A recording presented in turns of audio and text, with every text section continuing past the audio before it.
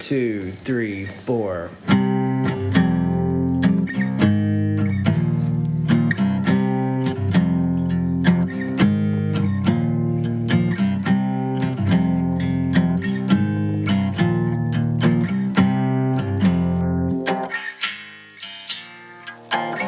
What's up? Welcome to the Hauntological Society podcast, the place where we talk about paranormal shit. I'm your host, Eric, and with me, as always, is my partner in crime, my bedmate, my baby mama, the one and only Wendy. What's up, Wendy? How's it going? It's going. We are on the precipice of going on vacation, so not 100% sure if we're going to have an episode next week or not, but if not, don't worry, we'll be back the following week. How's it going? Going. Late day. Considering I had a child that kept me up all night. Oh my God, he was so excited. You can't tell him like when you're going on vacation or anything. You can't give him an early time because he's gonna stay up all fucking night. Oh, fuck. I think he showed up in here at like 1 o'clock in the morning and was up ever fucking since. 3 o'clock. 3:30. 4. Every 15 minutes he was asking Alexa what time it was. Oh my God. You know what's weird? The other day that we were on here, we were recording, and I mentioned something about the mental institute or asylum where they had the unmarked graves and they found them using the GPR, ground penetrating radar. Well, just so happens it's the one that's on TV that's playing right now. The episode, it's of Expedition Unknown or Expedition X with Josh Gates, and they're at Eloise Institution Asylum. So it's kind of weird that I talked about it, and it's the one that's on TV right now while we're recording this. It has been kind of off and on all day. Yeah, it has. So he's kind of been bouncing around between X and Expedition Unknown. But it's just kind of crazy that that particular episode came on after I just talked about it. So, is it Kismet? Is it synchronicity? I don't know. But it's pretty interesting. If you listen to our last episode, it was a bonus episode. It came out Thursday.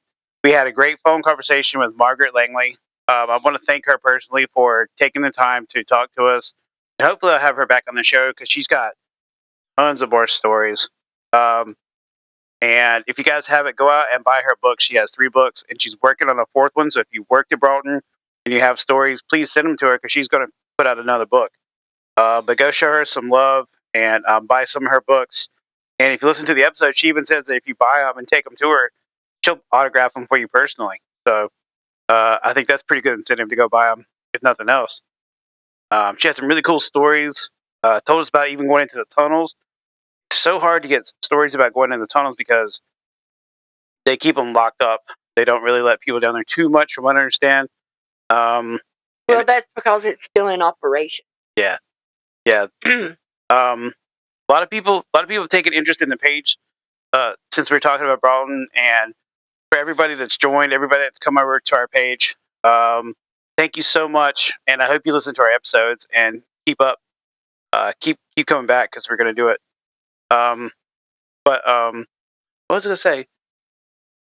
Yeah. Somebody on the page mentioned though that I said that I thought you could go over there and walk around because it's like public property, and they said that they have been turning people away. So if you do choose to go over there, just be careful and don't be a menace and be respectful for everything that's going on over there because it is still the operating hospital.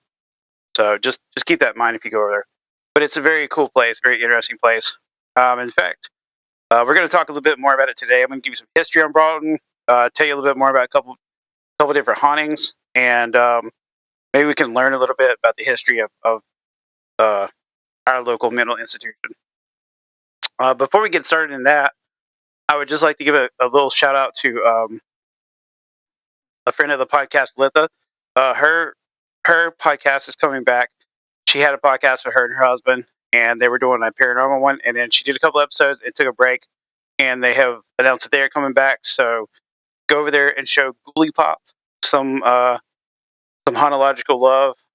Follow them. Check out their episodes. She's switching from paranormal to true crime. She's following the Karen Reed trial. So if you have a chance, go follow them because their new episodes are coming out. And she is a intuitive medium, and she was nice enough to talk to us about tarot cards. So if you haven't listened to that episode, go back. She has some great insight on tarot, and now I think she'll have a very cool insight on the true crime. So go listen to Ghoulie Pop. Just a little chronological the Tara society. Reid trial. Karen Reed. Remember we The watched lady who hit the cop? Yes. Okay. Yeah, this new season that she's doing is about that. And so she's kind of giving some insight about that. Is that not settled? I think it just ended. Okay. But there's apparently a lot of stuff that's still going on. So it's I don't know. There's a lot to it. There's so much in that case that I'm not up to date on it. But it's around. So anyway, go check them out and tell them we sent you over. Have you seen any other weird paranormal news going on, Wendy? I have not. Okay. Well, I guess with that, then we're going to get into some Broughton. So, as you know, like after talking to Margaret, Broughton's been around for a while. It's one of the two main institutions in North Carolina that facilitate mentally ill patients. One of the I should say state-run hospitals. There used to be three. There was Dorothea Dix, Broughton Hospital, and I'm trying to remember the third one. If you're going to look this up for me, Wendy, while I'm thinking about it. It was down near the coast. I want to say it was like close to like Fayetteville or Wilmington. I can't remember the name of it off the top of my head though. But you can find what it was. Real fast, real time, looking for. Well, I can't do it real fast, so continue on, and I'll catch you up. Yeah, that's what I was doing. I was just saying that because I was feeding time, not you real fast. Like I was. God, I can't believe I can't remember what it was. Shit. It's blowing my mind. I wish I could remember it off the top of my head, and I can't remember. Anchor Hospital. That doesn't sound right. Okay. Dorothea Dick. Cherry Hill or Cherry Hospital. Broughton Mental Hospital. That was the three. I don't know. Anyway, I believe there was three. One got shut down, and now we're just back down to two. And I'm more familiar with Broughton because Broughton is our backyard. It says Dorothea Dix Hospital Asylum Project, Western North Carolina Insane Asylum, Broughton Hospital, and Cherry Hospital, abandoned Southeast. Maybe it was Cherry. So those are the three that pop up. Okay, maybe it was Cherry. I don't know why Cherry doesn't sound right to me. Anyway, but it's only two now, Dorothea and Broughton. Dorothea is in Raleigh, Broughton is in Morganton. So here is a little bit of backstory on how Broughton Hospital came about. The original hospital for the mentally ill in North Carolina was Dorothea Dix. It was opened in 1856 under the moniker, and this is, I'm sorry, I have to say this, but this is what it was called back then, North Carolina Insane Asylum. Luckily, the name was changed in 1959 to honor Miss Dix for her tireless efforts of humane treatment for the mentally ill and persistent pressure to have the hospital open. After Dorothea Dix became overwhelmed, the state appropriated funds to build a second hospital in Morganton, North Carolina. Through gifts and purchases, construction on the hospital began on 225 acres of land, though it would eventually be determined that this wasn't large enough, so the acreage was up to 331 acres, and more money was appropriated by the state assembly, using labor from inmates to create the bricks. On March 29, 1883, the hospital welcomed 252 patients transferred from Raleigh, and the oldest building on the campus is the Avery Building. I find that fascinating that they brought in inmates to build the bricks. So the hospital was literally handmade. That's crazy. Yes. No pun intended. I'm sorry about that. But yeah, that's pretty wild that literally each one of those bricks were made specifically for Broughton. The expansion and the renaming between 1883 and 1959, wings were added in 1885 to 1886, expanding capacity to over 500 beds. The institution was named the State Hospital of Morganton in 1890, and through the early 20th century, the hospital became nearly self-sufficient with farms, greenhouses, dining halls, and a fire brigade launched in 1890. At its peak in 1930s, the patient load reached 3,500 patients, with drastic staff shortages up to 500 patients per physician. When you go over there, those a lot of the greenhouses and stuff, they're still prevalent. You can see the old firehouse; it's still there. And so once you realize that all this stuff was actually used in that manner and what it was used for, it's pretty mind blowing to see and know like what actually went on to make this hospital survive. They kept themselves afloat. They did everything within the grounds. Um, so I find that fascinating about the hospital. What don't you, Wendy? I mean, what have you been over to the grounds much and walked around or been around? Well, yeah, Johnny worked there for 5 years. Yeah, He worked mainly in the Avery building, and at times, sometimes the patients were allowed to walk the property, and they would come up, like the car, and ask for money or yeah, or that nature. Um, Also, some people who maybe murdered or accidentally killed someone and was deemed um, unfit. psychologically unfit, whatever, Yeah, would be sentenced to Broughton Hospital. right. Um, a lot of these people were sent for things that, when mental health meds became available, Yeah, were perfectly fine. However, they had been so out of contact or reach with their family that they had nowhere to go yeah, if released. So they would claim heal yeah, just to have a place to live yeah. because they had nowhere else. um, Now, between 1959 and 1970s, 1959, the hospital was renamed Broughton Hospital, honoring Governor J. Melville Broughton. In the 60s, ushered in reform, educational programming, religious services, and the nationwide movement toward deinstitutionalization. In 1973, it earned its first JCHO accreditation, and the historic features earned listings on the National Register for Historic Places, the Avery Building in 1977, and the broader campus in 1987. So the whole campus, I guess, got put on the list in 87, but the Avery Building itself was 10 years earlier.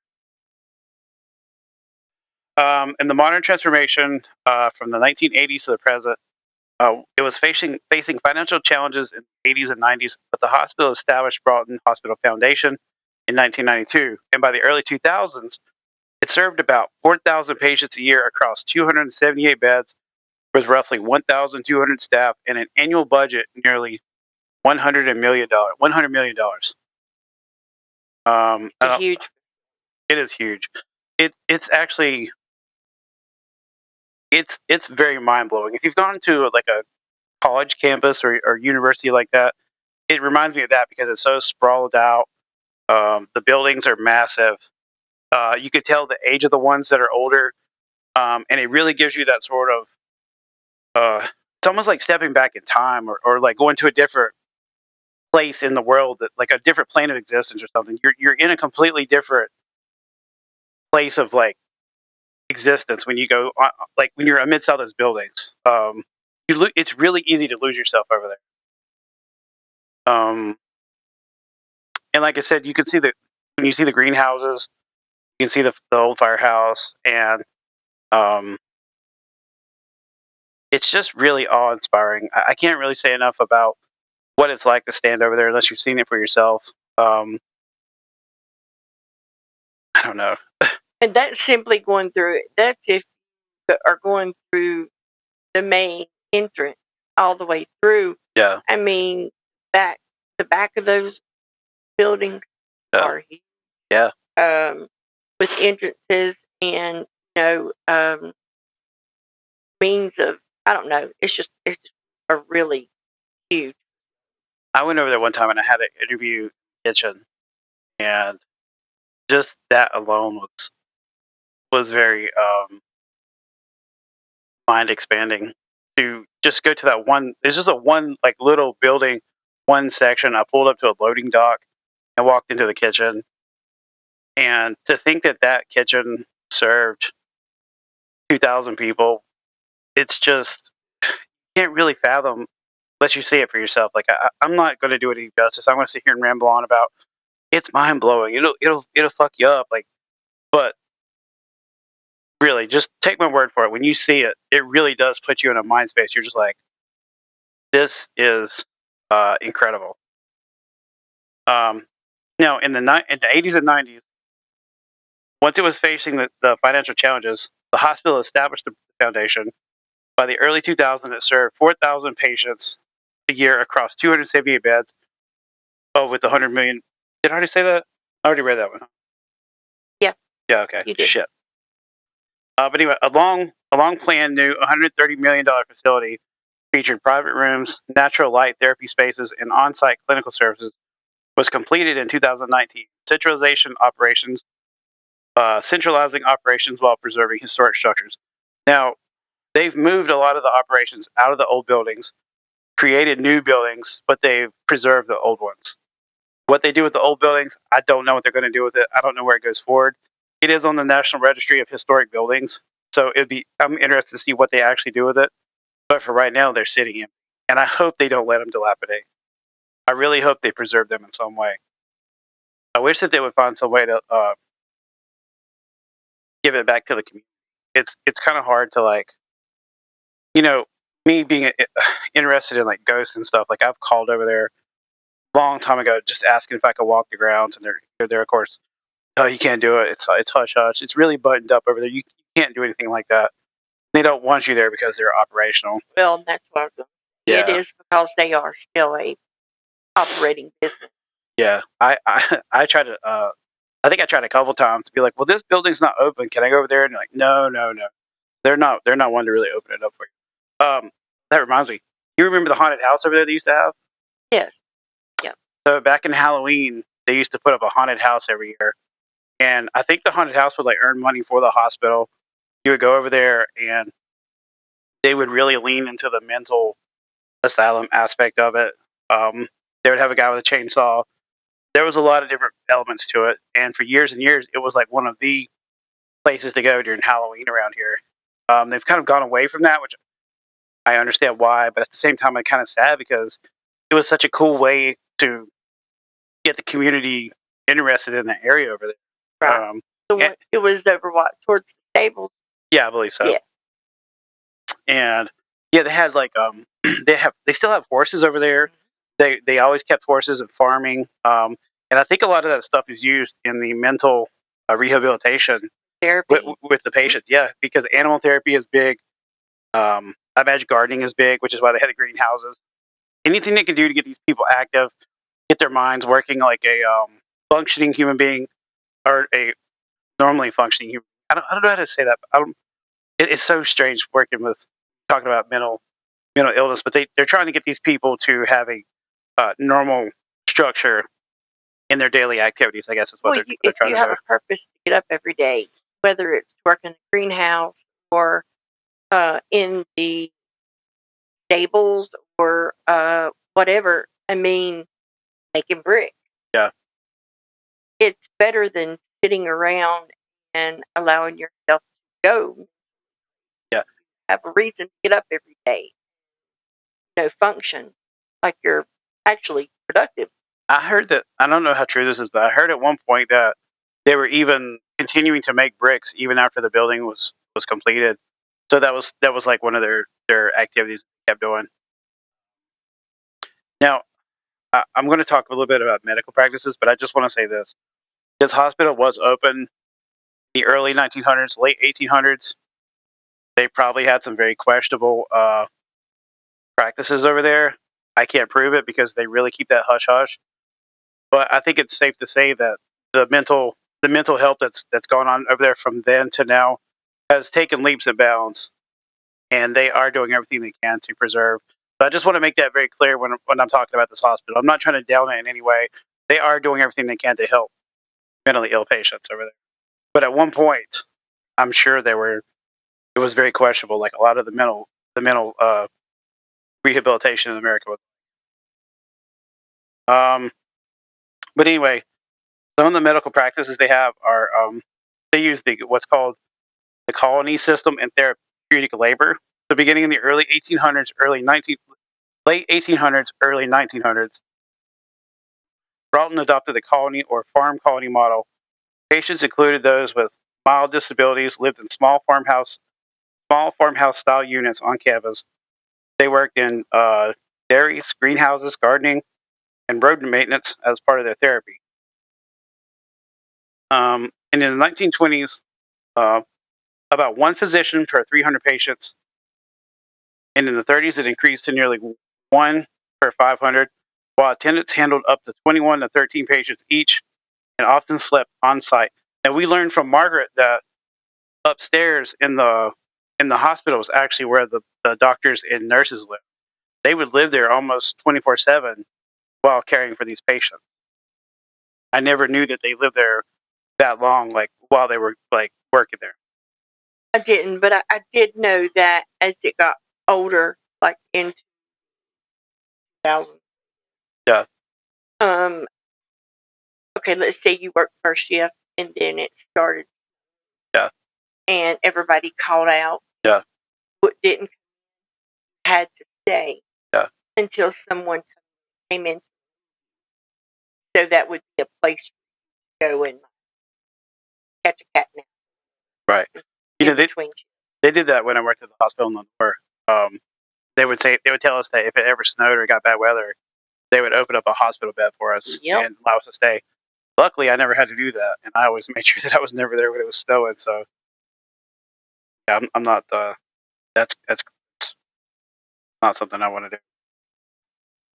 Despite the heavy caseloads, though, the hospital began incorporating occupational, industrial, and recreational therapies and partnered with medical and nursing schools to enhance clinical practices. In the 1960s, saw the introduction of educational programs, religious services, and expansion of deinstitutionalization initiatives. So there is a church on there or a chapel where they would hold like mass, and this was one of the first state hospitals to uh, push the deinstitutionalization deinstitutionalization initiative. That's hard to say. Where they would rehab patients to the point where they could be integrated to society. Psychosocial interventions are now standard. Individual group therapy, um, the milieu therapy, occupational, recreational, and creative arts therapies. Broughton supports patient groups, adult, geriatric, adolescent, deaf consumers, organized by interdisciplinary treatment teams, and employs a treatment model for real world skill building. I heard that so next door to Broughton, there's another campus for the deaf school where we house. It's the only deaf school in North Carolina where they house deaf students from all over the state. It's another state-run facility. I heard at one point that Broughton and the deaf school kind of like went hand in hand, coincided with each other. And the rumor that I heard also was that the tunnels went from Broughton to the deaf school so that they could transfer patients back and forth or students or whatever. I don't know if that's true. That would make sense Yeah. because the facilities are a lot alike. Yeah. I mean, except for, not a lot alike, but The buildings look similar. I would understand like if one malfunctioned, it could back up off the other. Yeah. And vice versa. So that would make It also served as training center for psychiatry residents, physiology and social work interns, nursing, pharmacy, dental, and more, supported by on-site library. So they were pushing to help students learn how to perfect their craft, get better as they went forward. So it sounds like it really does sound like the hospital was doing some good or trying to do good with everything that they were doing. It doesn't sound like they were trying to be negative um, or you know harmful to their patients. It sounded like when this hospital opened and when it went forward in its like operation, it's always been a place where they've tried to push people to make them better in one way or another. I like how they would try to help the patients get back to a part of society or help up and coming doctors or psychiatrists or interns uh, master their craft so that they could go forward and do better for themselves and help the patients more down the road. So that's a good thing. Um, Now, the individual and group psychosocial therapy or their therapeutic approaches that Broughton would use. They had core components of treatment that involved individual therapy, group therapy, behavior therapy, and the Miller therapy, all overseen by interdisciplinary teams. The behavioral interventions for token economies were introduced in the late 60s, placing earlier, less structured reward systems, tokens instead of snuff. So they were given snuff as like reward. Yeah, because cigarettes were a big one. That's interesting. The occupational therapist assess patients' functional abilities and provide adaptive equipment like modified wheelchairs and tools to support daily living and enhance independence. This also includes designing and maintaining equipment to meet individual patient needs.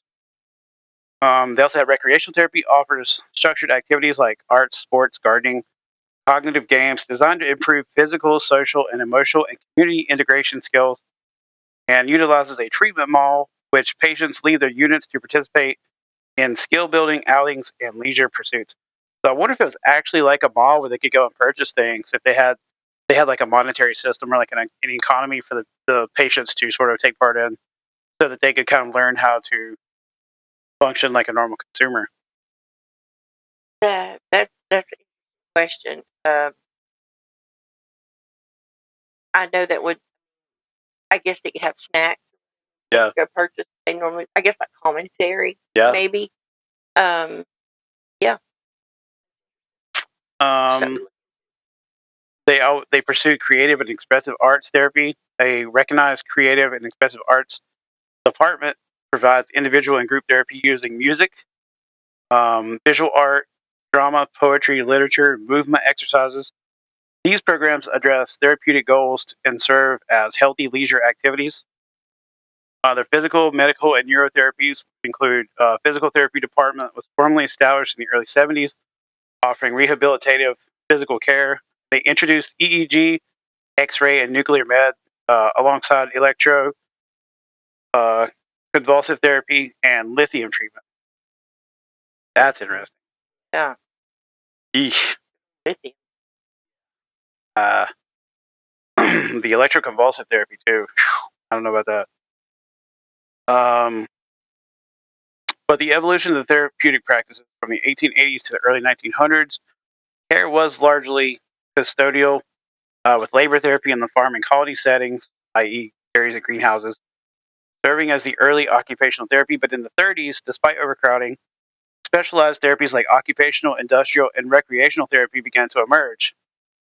Now, in the 60s and 70s, major expansion in the psychosocial group behavior, occupational, recreational, and creative arts therapies, and introduction of formal therapeutic teams, patient rights, and school programs. Today, the hospital maintains a holistic treatment model combining medical, psychological, social daily skills, creative expression, and physical rehabilitation in a coordinated patient centered program. So they use holistic programs in a lot of their stuff. I have nothing. Yeah. Awesome. Yeah, I had to sit there and think about that for me. That's pretty good. I like that they are maybe taking a little more natural approach to getting them more realigned with the world. Less medicine, more like maybe acupuncture. Yeah, or just something as simple as like cognitive therapy or like physical therapy to get like so the process of planting plants, or working with animals or something like that to get you back into a mental state that you can like perform in society. Right. They did have specialized treatment populations, though, and they offered tailored services for adolescent, adult, geriatric, and deaf consumers, each receiving age developmentally appropriate therapies. Interdisciplinary teams enable customized care plans across various patient groups. So, I think in retrospect, there's a lot of different therapies available for people who go here. A lot of different ways to make people healthy again or mentally stable, and give them a chance to actually survive out in the world, out in society, and make them a thriving part of our our world out here. And I think that's a good approach to get them moving back to where they could possibly, if it's possible, and if they are able to come back out and survive as a member of society. Um, I think that's a good goal. Pretty cool. However, people did not want to cooperate. They didn't have to cooperate. Well, yeah, They couldn't force them, you know, do their therapy or, you know, engage in any of the activities. yeah. There's always going to be people who fight back or But the refuse. system. They're the ones that are going to end up staying there, though. Listening to this, it always reminds me of that movie, which is a little bit different. Did you ever see the movie Awakenings? Yes, I did. I love that movie, and it's pretty cool. They had people. I'm kind of going on a little tangent here, so bear with me. But the movie Awakenings, if you've never seen it, stars Robin Williams, and the lady who does the voice for Marge Simpson, who I can't remember her name. Sorry, but she was a nurse. He was a doctor, and they worked in this facility. Kind of remind me a lot of like Broughton. And they had these patients who were almost like they were in a locked-in syndrome, where they would be frozen in time. Catatonic, yeah. And Robin Williams discovers that there's this drug that he can use, and he gives them like this insane. Sorry, I don't mean to keep using that word, but this large amount of this drug to help to see if these people react to it, and all of a sudden they start coming awake, and they're alive, and they've been in this state for 20 years, 50 years. They're aged, but when they look in the mirror, they don't recognize themselves. But he allows them to wake up, and he takes them out into the world, and they go dancing, and they listen to music, and they go to the museum, and I think one of them gets to drive a car, and all these things that they've never done. And it's got Robert De Niro in it too. And for a short period of time, these people get to experience life. And back in they're caught up. They're in the modern day before they go back, and it doesn't last forever. Like it's like it wears off, and they kind of go back to the state that they were in. And it's just a really good movie. Every time I see it, I'm like, I always watch it. It's got Robin Williams. I wouldn't say it's a funny movie, even though there's funny parts, but damn, it'll tug at your heartstrings when you watch it. It's a heartfelt drama. Yeah, it really is. Anyway, so Broughton had all those programs to move people forward, but they also have programs to protect people and patients in the afterlife. It had one of the first organized, or one of the most organized cemeteries. People who were over there were well taken care of. They weren't just dumped in a hole and forgotten. They literally were given markers. And so every one of the markers that's over in the cemetery now, it's known who that person is. They're not some unknown person. But the rows are numbered. Infant sections at the edge, and near the row 9, there is chain hung brass number tags, originally later supplemented by metal plaques with names and dates, thanks to the labors of hospital chaplain, volunteers, and Eagle Scout projects. Now, the burial history, the routine burials mostly ended around 1953, but the last 2 burials occurred in 1997 and again in 2012, marking exceptional cases. Today, the cemetery is publicly accessible. No appointments are required. Located off Enola Road on the hospital's campus, and information and escort are available via the hospital's chaplain. So you can go over there, walk around. Be respectful, though, because if you're not respectful, they're going to throw your ass out. Do not disrespect us if you go over there. But you can go over there, you can walk around, and there have been experiences with hauntings over there, so you might experience something. Speaking of hauntings, this is what we're out here to talk about. Well, like I said before I get into the hauntings, I just want to say that we're not endorsed by Broughton in any way, and I just thought that the information I gave you was was very fascinating to me to learn how this hospital operates and see a little bit of how the sausage is made behind the scenes, so to speak, um, and to give you some insight into this huge Gothic building that's seemingly a mystery to those who see it on a daily basis. So I hope that was kind of informative for you. Anyway, here's to the good stuff.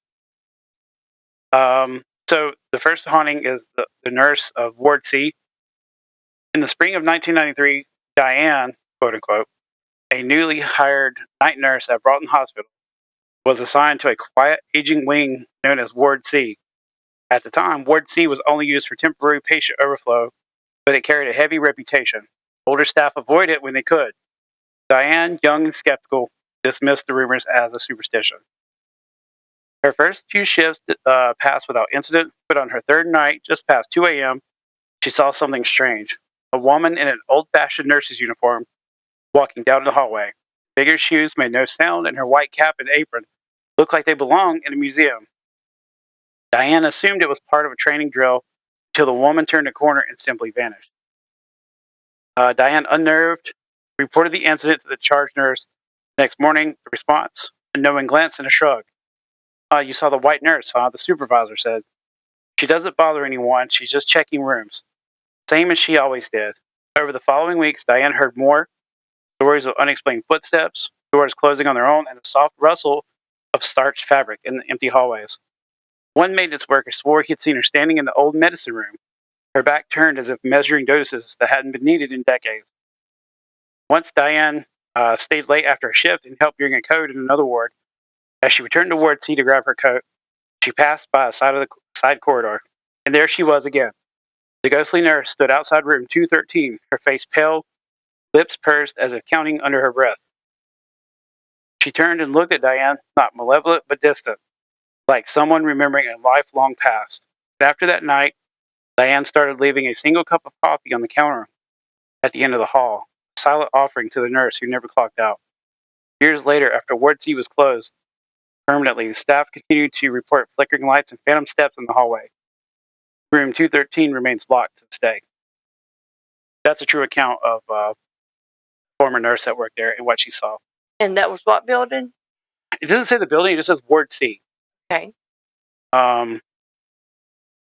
This is in Ward F, the apparition in the window. In one of the upper floors of the old Ward F building, there's a window that, according to local lore, was boarded up by hospital staff, sometimes. The reason? Too many reports of a figure standing there or staring out. The story goes that a male patient suffering from deep depression and delusions hanged himself in this room near the very window. Some say from the rafters, others from the radiator using torn bed sheets. But in the days and weeks after his death, nurses and orderlies reported seeing his ghost in the window late at night. His form, barely visible in the dark, seemed to sway back and forth, mimicking the motion of his final moments. Patients on the floor also complained of someone whispering at night and watching them while they slept. One staff member supposedly quit after seeing the reflection of the man in the glass while the room behind her was empty. Eventually, the sightings became so frequent that the window was sealed shut and boarded from the inside. Some say the activity slowed after that, but others say you can still see a shadow behind the boards. Shine a light from outside on a foggy night. That's pretty interesting. That's the case I was talking about with Margaret, and I think they could see him from the road. And people who weren't even in the hospital would drive by and see him in the window, and they would call the police and make a report. And the police went out there so much that the hospital boarded the window up. Right. I know the window they're talking about. Other notable hauntings are apparitions of former patients. Witnesses have reported seeing ghostly figures roaming the halls, particularly near the old wards and basement. One well-known sighting involved a ghostly woman in white, believed to be a patient who died under mysterious circumstances. There's disembodied voices and screams. Staff have reported hearing voices, crying, or sudden screams, especially in areas that are no longer in use, and these sounds are often have no identifiable source. They have phantom footsteps and slamming doors. The footsteps are frequently heard when no one is around, and heavy doors slam shut on their own, often in older, unused parts of the hospital. Ghostly nurse sightings. These stories mention a nurse in an old-fashioned uniform, wandering silently through certain wings. She's often seen in the periphery, vanishing when approached. Of course, the haunted cemetery. The hospital grounds include a burial site for former patients, many in unmarked graves. I don't know that that's true anymore. I think they are actually marked. Mark. Yeah. Paranormal investigators and local legends often point to the cemetery as a source for spiritual unrest. These stories have made Broughton a point of fascination for ghost hunters and urban explorers, though access to most of the hospital is strictly limited.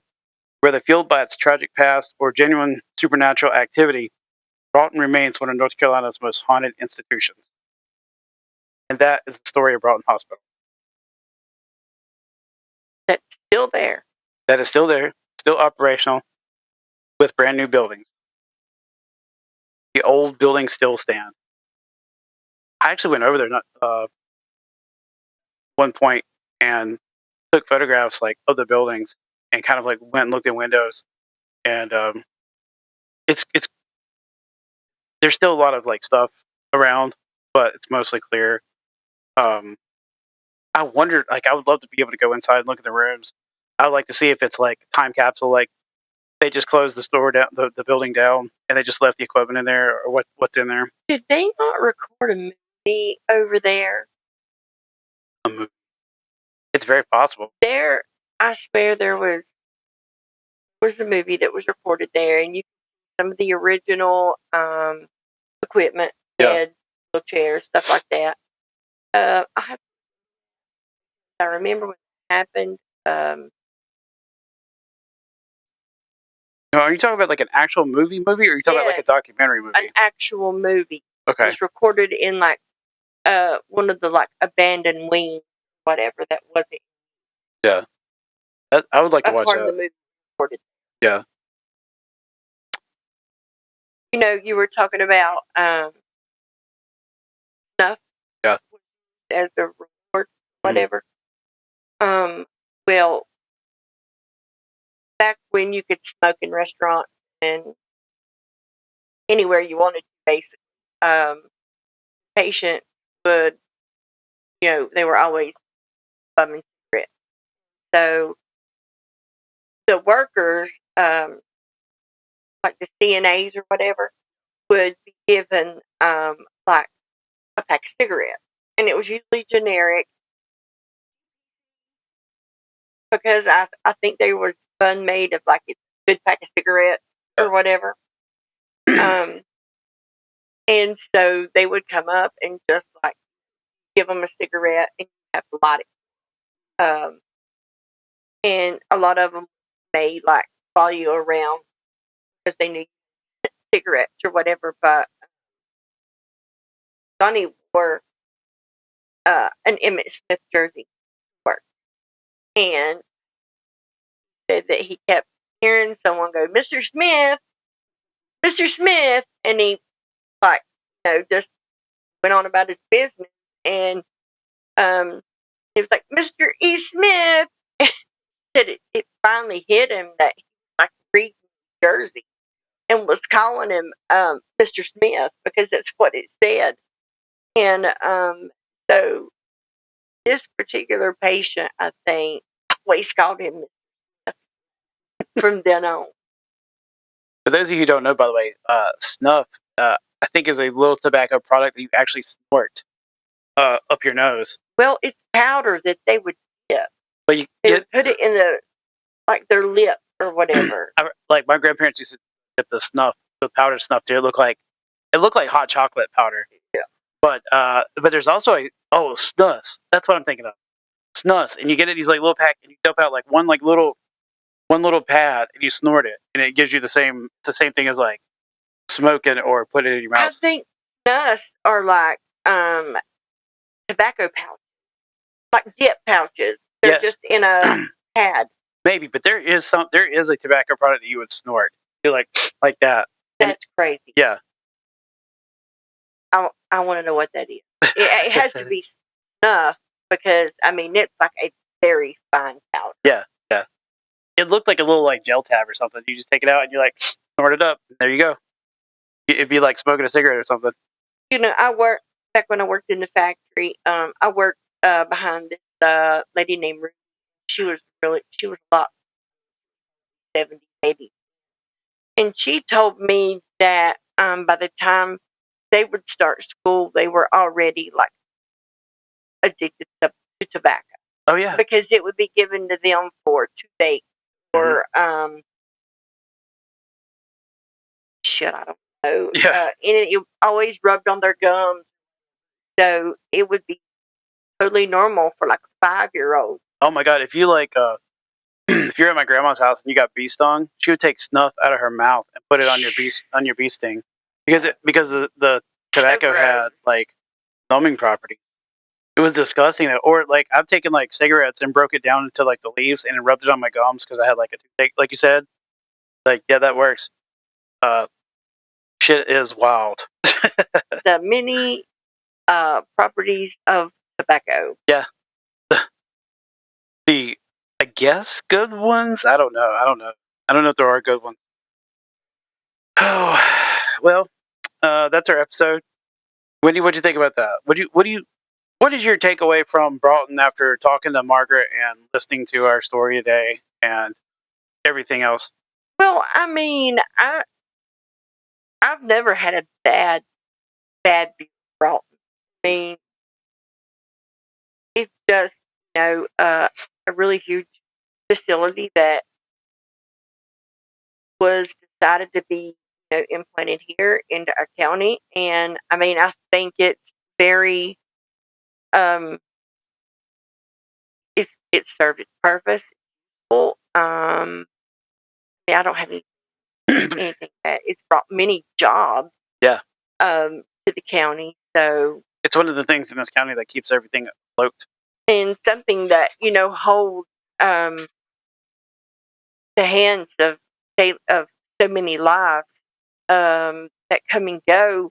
There's going to be an imprint somewhere of that. So yeah. Once again, I think we said it last time, but once again, if you suffer from mental illness or someone that has mental illness, there's help out there.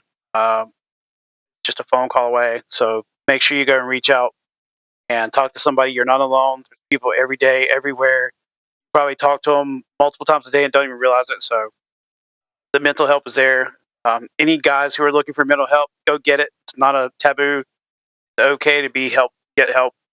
So it's around. I guess with that being said, check out our Facebook page. We have one Facebook page now, the Honological Society podcast. And everybody who's been joining, I really do appreciate it. Tell your friends, tell your family, spread the word. Hope you listen to all the episodes. Go check out our merch. We have a merch store linked on our Facebook page. I have an email, the Honological Society at Gmail. Send us your stories. If you do that, I'll read it online. I'll read it on air, so to speak. I will read it on air. I will get it from online. And transfer it on air. Something like that. What else? Make sure you give us a rate and review. All the 5-star reviews that we can get helps us out, helps us get more listeners, helps us be more searchable. So that's really helpful. If you have any ideas, thoughts, critiques, hit us up. Let us know. No, Eric, I don't want to hear them. Yeah. Is there anything else? Am I missing something, Wendy? I don't think so. All right. Well, in that case, I'm Eric. I'm Wendy. We're out.